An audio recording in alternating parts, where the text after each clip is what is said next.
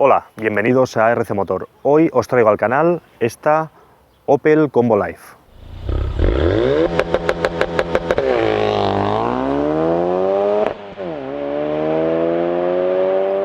Ha llegado la hora de cambiarnos el coche. Estamos buscando algo práctico, espacioso. Normalmente tiraremos por los vehículos familiares, la ranchera, Sports Tourer, Station Wagon, pero dejamos de contemplar la posibilidad de este tipo de vehículos, esas furgonetas que vienen derivadas de los vehículos comerciales y que aún tenemos esa idea de que son vehículos toscos o menos cómodos. Precisamente por eso, porque vienen derivados de aquellos vehículos comerciales. De un tiempo a esta parte, esa concepción por parte de las marcas ha cambiado. Han pasado a ser vehículos con unos buenos acabados, con un equipamiento muy completo. Así que venga, vamos a verlo y entenderemos por qué esta es una buena opción. Empezamos, como siempre, por la parte delantera. Es un Opel y tiene un diseño muy Opel. A mí toda esta zona de faros y rejilla me recuerda bastante a la del Crossland X. No sé cómo lo veis vosotros. Del logo cromado salen estas dos especies de alas cromadas que también estamos viendo en los últimos diseños de la marca. Igual que esta, ¿veis? Este nervio que baja desde el pilar A, y estos dos que encontramos aquí que van a buscar la zona central. Es un diseño muy parecido al que estamos viendo, como por ejemplo en el Insignia. Una parrilla separada en dos, ya veis, de grandes dimensiones. En cuanto al acabado de la zona delantera, tenemos tres acabados disponibles para esta combo. De aquí para abajo, en el acabado más bajo, sería en plástico, sin antinieblas. En el acabado medio tendríamos esta zona ya pintada en color y en el acabado más alto aparecería el antiniebla y esta zona gris. Por lo tanto, en función del acabado que escojamos, la parte delantera tendría distintos toques. En cuanto a los faros, bueno, ya veis que son grandes, de grandes dimensiones. Son halógenos, no tenemos ni siquiera la posibilidad de como extra de ponerlos ni xenon ni el LED. Lo que sí, en función del acabado, aparecería esta línea, esta luz de día, que en este caso sí que sería el LED. Y en el lateral, bueno, pues ya lo veis, una furgoneta. Para esta combo tenemos dos longitudes, esta que llaman la L y luego tendríamos la XL, en la que crece hacia atrás. Es decir, el habitáculo sería el mismo, pero crecería en maletero. Para ello, aumenta la longitud, pasa de estos 4,40 a 4,75 y también crece la batalla, que pasa de 2,79 a 2,98. El incremento lo tendríamos en el maletero, como luego veremos. Fijaos en una cosa, una batalla muy larga, voladizos muy cortitos para dar mucho espacio al habitáculo y como buena furgoneta, un morro muy cortito. En los modelos familiares estamos viendo un morro que se alarga y resta, en la longitud del coche, resta espacio para el habitáculo. Aquí ya lo vemos, un morro muy cortito y mucho espacio para la zona vital de los ocupantes. Tenemos tres acabados, como os decía antes. En función de los acabados, en el más bajo, esto, retrovisores, esta protección y las manetas de las puertas serían en negro y desaparecerían las barras. En el acabado medio, manetas, retrovisores serían en color de carrocería y en el más alto, esta protección sería el color de la carrocería y aparecerían las barras.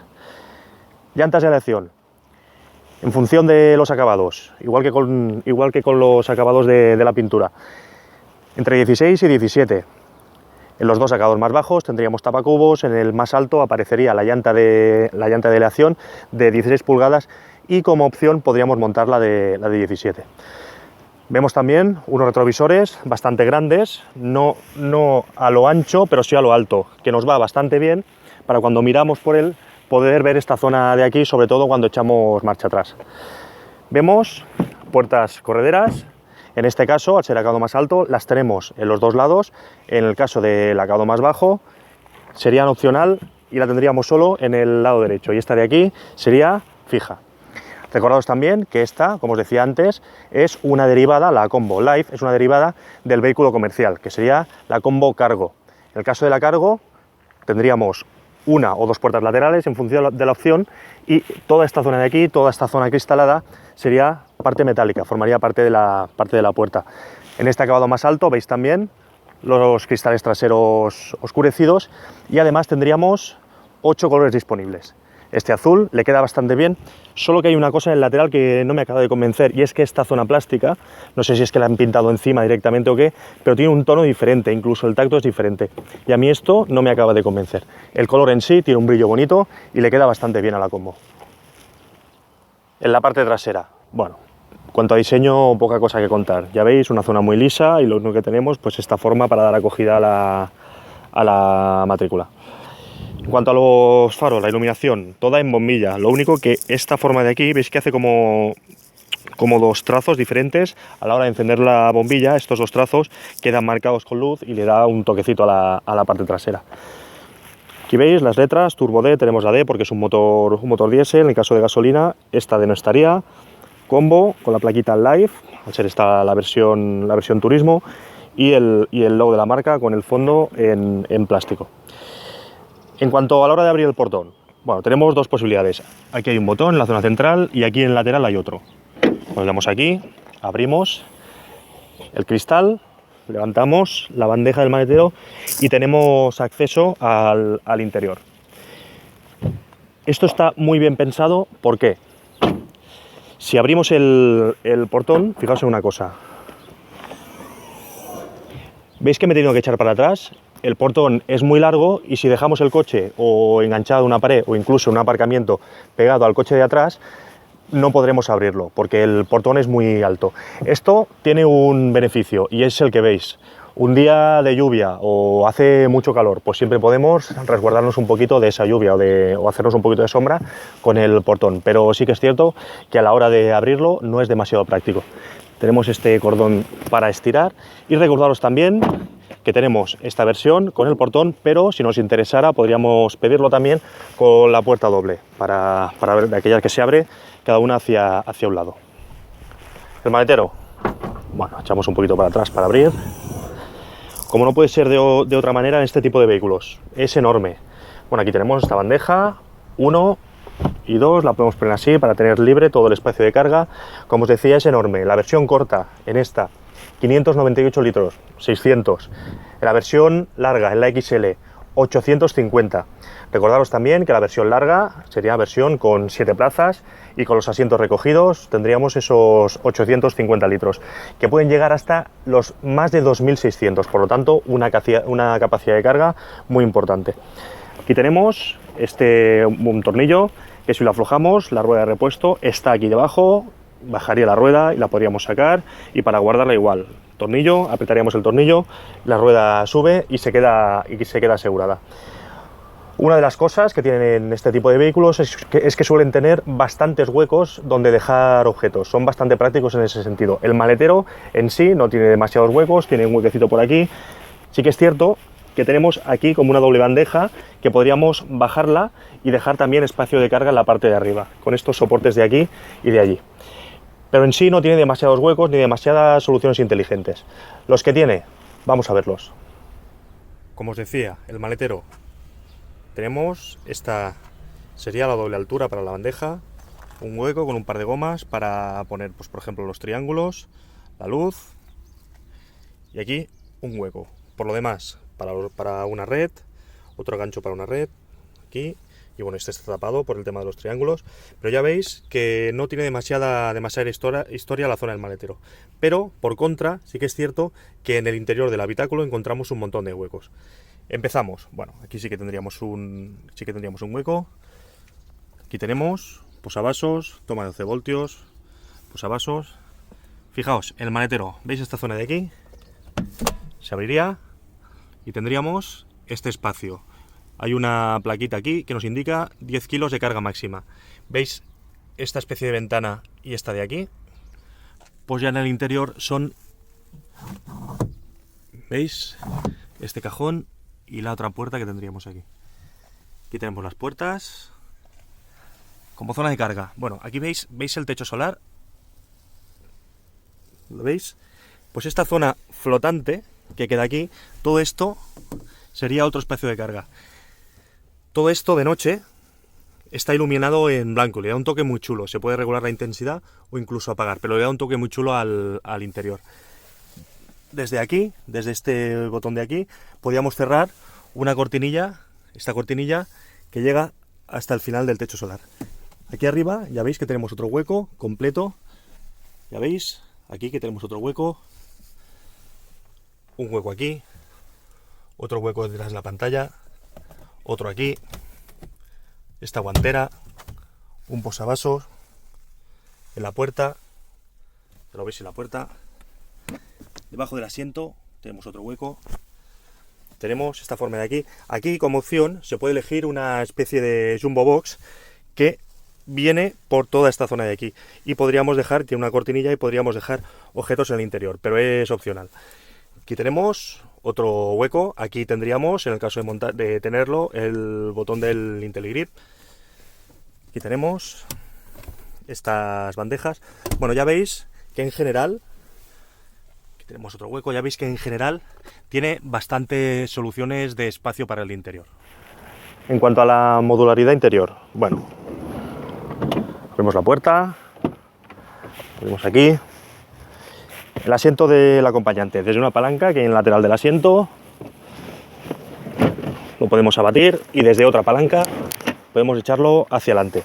Y en la zona trasera, fijaos, bueno, desde una palanca que tiene aquí el asiento, también lo podemos abatir. Fijaos una cosa, esta configuración de los asientos es 35-30-35. 3 asientos, cada uno de ellos con ISOFIX, lo que puede ser una buena solución para llevar 3 críos en la parte trasera. De serie tendríamos un 60-40 con solo 2 ISOFIX, por lo tanto esta es una buena solución también. Podríamos hacer lo mismo que he hecho aquí con los otros 2 asientos, echarlos hacia adelante y dejar una superficie de carga muy plana, que además nos permitiría meter objetos largos desde el portón del maletero hasta aquí. El ISOFIX, levantaríamos estas pequeñas cremalleras que tenemos aquí, subiríamos y aquí tendríamos el gancho del ISOFIX. Los asientos se pueden echar hacia adelante, como habéis visto, y ya no se pueden ni desplazar adelante y atrás, ni hacer ningún otro movimiento con el respaldo. Por lo tanto, lo que habéis visto es la modularidad que tenemos dentro de la Combo Life. Y en la parte trasera, mucho espacio en todas las cotas. En cuanto a anchura, incluso yendo una silla en el asiento central que ocupa bastante, 2 adultos pueden viajar en los laterales con relativa comodidad y 3 adultos viajarían bien aquí. Al techo me queda un palmo todavía, incluso estando el tapizado del techo un poquito más bajo por el tema del techo solar. Hacia adelante, pues ya lo veis también, me quedan bien 4 dedos, y si además echáramos, si no hubiera nadie en este asiento, y echáramos el asiento hacia adelante, pues me queda aquí una superficie vacía, una superficie diáfana que además me permite ver hacia adelante, y esto pues da una buena sensación de espacio. Si por ejemplo va un crío sentado y va el padre o la madre sentados aquí y otro conduce, pues un buen espacio para la zona delantera o incluso para que los críos vean hacia adelante. Bueno, los materiales, todo plástico duro, igual que en la parte delantera veremos. Es todo plástico duro y los materiales se quedan un poquito justos, pero por lo demás, en cuanto a espacio, muy bien aquí en las plazas traseras. Ya sabéis que los vehículos Opel y los del grupo PSA son primos hermanos. Por eso, en esta combo encontramos piezas, por ejemplo, en el vano motor o en las bisagras del portón trasero, que llevan los logos de los coches del grupo PSA, como podéis ver en las fotos. Por eso, la Citroën Berlingo y la Peugeot Rifter son coches que son prácticamente gemelos con este. Lo que pasa es que cada marca le da su toque personal, evidentemente en la parte exterior y en la parte interior, pero comparten plataforma, tecnologías y motores. En este caso, ¿qué motores tenemos? Tenemos 2 bloques, un gasolina, un 1200 turbo tricilíndrico con 110 caballos y un único bloque en gasoil, un 1500 con 4 cilindros con potencias de 75, 100 y 130 caballos. En función de las potencias, caja de cambios manual de 5 o 6 relaciones, y en el caso del más potente de los diésel, de 130, podríamos montar también la caja automática de 8 relaciones. 3 niveles de equipamiento para esta combo, de abajo arriba, Expression, Selective, Innovation. Recordaros que en el acabado más alto, que sería este caso, solo podremos elegir la corta, la que sería la L. La XL en este caso no estaría disponible, como si lo estaría en los otros 2. Los precios de esta combo parten de los 15.400 con el acabado más bajo y el motor de 75 caballos en diésel, hasta los 21.100 del acabado más alto con el motor más potente en diésel y cambio automático de 8 relaciones. Una vez en el interior, bueno, aquí tenemos estas grafías ya conocidas en Opel con esta pantalla central en color que que se cambia desde este selector de aquí, arriba y abajo. Tenemos 1 y 2 parciales y este de aquí es el instantáneo. Bueno, todo lo que tenemos al tacto en este coche, todo el salpicadero, ya lo veis, es todo plástico duro. Aquí en medio, el salpicadero, esta zona de aquí, el centro, es todo plástico duro, excepto el pomo del cambio y el volante, que es con lo que controlamos propiamente el vehículo. El tacto del volante y del cambio sí que es cierto que son muy agradables. Aquí tenemos este volante achatado en la parte de abajo, con costuras en blanco y detalles en cromado, aquí y aquí. Aquí tenemos la zona de la climatización. Esta pantalla, esta zona está un poquito inclinada así, en este sentido. A estos botones a veces cuesta un poquito llegar y además veis cómo se cambia la temperatura. Este botón y este de aquí no están iluminados, por lo tanto, si no conocéis bien el coche, será de noche, cuando no se ven, será un poquito difícil cambiar la temperatura. En este hueco de aquí tendríamos el botón del IntelliGrip, de los modos de conducción. En el caso de montarlo es un botón giratorio. Aquí iría el modo eco.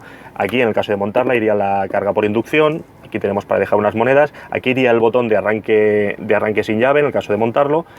Freno de mano, ya lo veis, el pomo cuadrado con este detalle en cromado. Aquí tenemos una guantera, aquí arriba tenemos otra, ya lo veis. Aquí tenemos esta pantalla que engaña un poquito porque fijaros que tiene unos marcos, tiene un marco muy grande, entonces cuando está apagada parece más grande de lo que es en realidad. Pero bueno, aquí tenemos las opciones del coche, tenemos conectividad completa con Android y con el sistema iOS, que veis el cambio el GPS con una buena fluidez. Y aquí otras botoneras. Esta es la del Head-Up Display, iluminación y algunos de los sistemas del coche. Esta unidad monta el motor 1500 diésel con 130 caballos y con cambio manual de 6 relaciones. Bueno, ¿cómo mueve este motor a la combo? La verdad es que con bastante soltura. Quizás se quede un pelín vacío en bajos, pero la zona media es bastante buena. Mueve el coche con soltura, sube bien de velocidad. Sí que es cierto que es un coche relativamente pesado y eso se nota, porque se nota que hay que arrastrar el coche. Pero en general lo mueve con bastante soltura. Para mí el de 100 seguramente se quedaría un pelín justito, sobre todo si tenemos intención, como es el concepto de este coche, de viajar en familia o llevarlo un pelín cargado. El de 100 se quedaría seguramente bastante justo y el de 75 ni os cuento.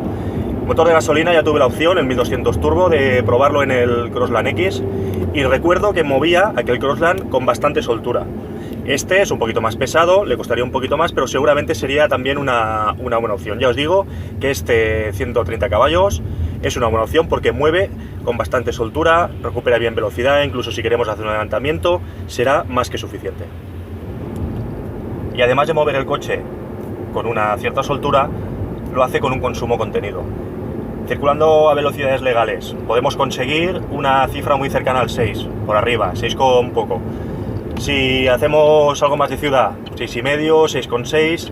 Si ya vamos un poquito más cargados y le pisamos un poquito más, nos acercaremos a los 7. Pero en general, un consumo muy cercano al 6, un poquito por arriba, si vigilamos con el acelerador. Bueno, ¿y cómo se conduce en general esta combo? Bueno, por ejemplo, la dirección, muy bien asistida, muy suave en todos los giros, sobre todo cuando estamos aparcados, va muy suave, pero es una dirección que no transmite demasiado. Tampoco ayuda el perfil muy bestia de los neumáticos, que perdemos un poquito, cuando giramos sobre todo perdemos un poquito esa transmisión de la carretera. Se nota bastante que igual no llega a flotar, pero no transmite para nada lo que pasa bajo las ruedas. Tampoco tener en cuenta que no es un coche destinado a eso. Se nota mucho también en la suspensión, a lo que no ayuda ese perfil tan grande tampoco en los neumáticos.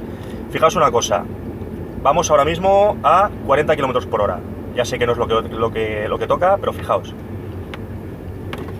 ¿Veis con los suaves movimientos de volante cómo se mueve el cuerpo? Pues esa es la tónica general del coche. Fijaros en este vídeo.